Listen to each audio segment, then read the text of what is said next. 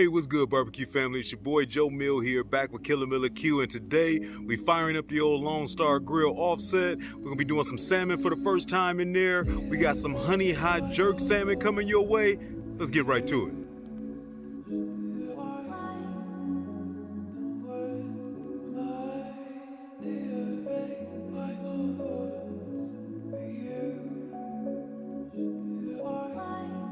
And cut the music.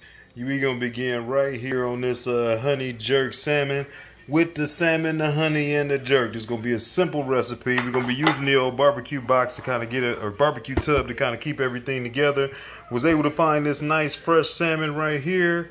Only 20 bucks. Another good buy. A little something I can kind of mix in for the week. We're gonna try it out for the first time on the Lone Star. We're gonna get some good smoke on here. Don't have to cook this too long, but I do want to try to get a little flavor in here. So I'm going to attempt to try it with a little bit of jerk. So the first thing I want to do is I'm going to get this out the package, get it cleaned out, get it into this tub.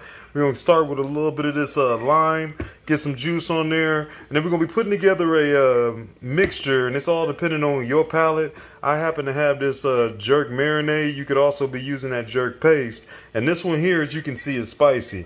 And when Walker would tell you something spicy, let me tell you, it's spicy for my tongue, at least. This is hot, if you ask me. So I'm gonna be trying to dull that down by just adding in some regular honey. I'm gonna try about a 3-to-1 mixture. So one serving or whatever you want to use. I'm probably gonna be using this old tablespoon right here of the jerk mixture, and then I'll try 3 tablespoons of the honey and kind of taste that, see how that comes out. And that's gonna be a light mixture that I was gonna kind of get mixed up and then put on top of this salmon. And I'm gonna let this hang out for the next hour or so in the refrigerator and let it absorb some of that flavor. And then from there, we'll get it out there. Maybe I hit it with just a little bit of this Timo's jerk spice. This spice doesn't have a ton of sugar or a ton of salt in there, so I'm not too bad, but it will mess around and make it a little bit hotter. So I don't know, we'll make a decision, an executive decision then. But let me get it out the package. Let's get it in the tub. Out the package, and like I said, I'm gonna make this a simple one. Usually I might square this up and get rid of this little small piece, maybe even take off some of the thin up there and then kind of get it nice and easy. I've normally done this on a plank. We're doing a super simple one, no brine or anything like that today. I am gonna hit it, like I said, with the juice of a lime, just to kind of give it a little bit of flavor, let some of that citrus kind of work on it.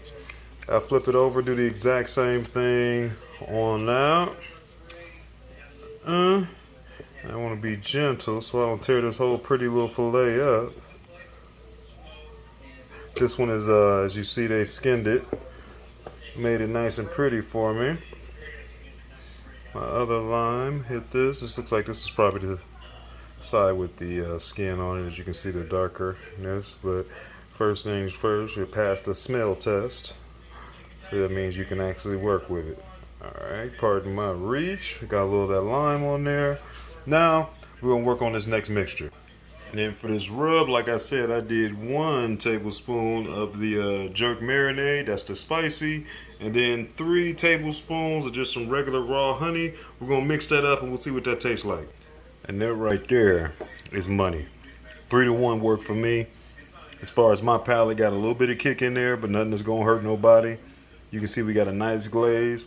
I'm going to come over with a light layer of the jerk spice, and then we're going to come on with that marinade or this glaze, and then we're going to let this hang out in the refrigerator, and this fish will be about ready to rock. There we go. Super light, just a little bit of that jerk seasoning. And now I'm just going to drizzle on a little bit of this jerk marinade with the honey, and we're just going to rub that in. Just like that. Man, that smells so good. Let's flip this over. Same thing on the other side. Man, I love it when a plan come together. We're going to let this hang out just like that. And I'll see you back in a couple hours once we got the pit up to pimp, or pit up to temp. I'm planning on cooking roughly around 275-ish. We'll get this baby on and get it going. Hey team, I want to jump in here real quick and let you know, thanks for following along on today's cook. If you're new to the channel, go to that bottom right corner, subscribe, check out some of them videos you've missed. And if you haven't done it already, find me on Facebook, IG, and TikTok. Okay, so it's about time to get this salmon going in the late night. So this is what we're gonna do. I'm sliding over here into a premium bucket And we're gonna be pulling out, if I can get it in here. It's a nice big one. Some good cherry wood. You see I got some nice big pieces of that there. Probably only need a couple because this salmon won't take that long to cook. But I already got my fire going with some pecan wood, right? And now we just gonna switch over. I got a nice bed already going. I'm gonna throw a nice lump onto this cherry, let that get burning while we go get that salmon ready. Nice bed, and I figured we throw that nice big one on there. That should be a good start for us. So the first thing we're gonna do is prep this piece of red butcher paper where we're gonna be putting this actual salmon on. You can use some olive oil, or I'm using a little bit of avocado oil, and I'm just basically gonna make a nice little bed, and then I'll kind of paste it all around. That way we don't get too much sticking, especially since I don't got no skin on the bottom, and then we're just gonna put that salmon directly right here.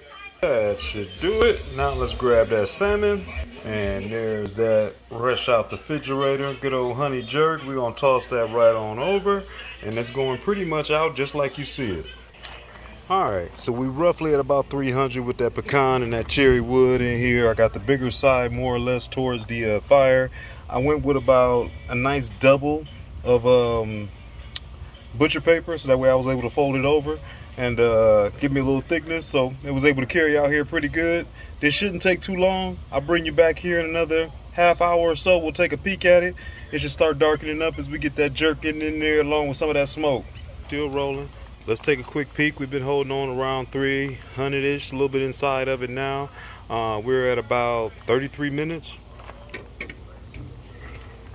Ooh wee! Oh, that's looking good. We're gonna let that keep on rolling. I want to get to around 140-ish, 145, and then we'll get it up off of here. Hey, back in the house. That thing didn't take long at all. We done got it up to 145, got it up off of there. I'm loving this. Color's looking good. I can still see that good jerk in there. Didn't get too much of that, I think it's like called pelican or whatever. When that, more or less, that's what you get rid of when you soak it in that salt water. But you get a little bit of that white foam that'll come up towards the top. One thing I did do was make me another batch of that glaze, that honey glaze we did before. 3 parts of the sugar, 1 part of the marinade. I'm gonna give it 1 more glazing, and then we're gonna get a taste.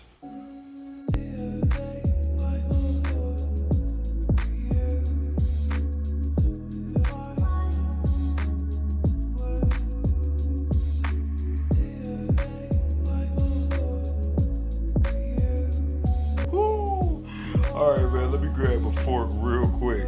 This thing is ready to rock now, as you can clearly see. I think I'm about to, I'll start down here where I don't mess up too much. Yes, nice and pretty. Ooh, let me get that in there. Let that kind of catch. Let's see what this tastes like.